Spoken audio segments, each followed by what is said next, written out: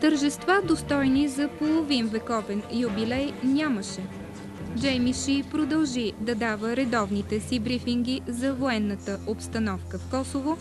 Медиите поделяха вниманието си между политическите изявления във Вашингтон и онова, което ставаше на Балканите.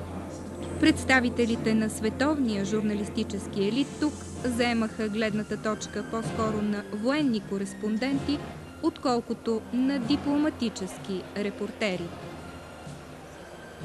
Предвижданията на генералния секретар на НАТО Хавиер Солана, че косовската криза ще бъде преодоляна преди началото на срещата на върха, не се осъществиха.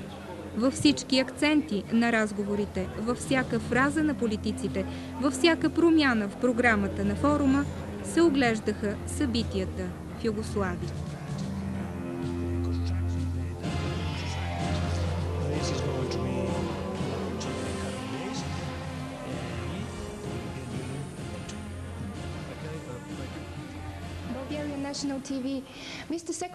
Господин генерален секретар, кои уроци от Босна прилагате в Косово?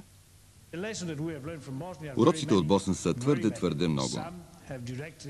Някои могат да бъдат приложени директно към кризата в Косово, други не. Но ако нямахме опита от Босна, сега ситуацията в Косово, поне що се отнася за НАТО, щеше да бъде много по-трудна. От 1995 година, или по-точно от края на 1995 година, когато разположихме първите войски на НАТО в Босна, а броят им нарасна постепенно до 60 000, за да спрем войната в Босна, ние непрекъснато се учим и извличаме опит за операции от този тип.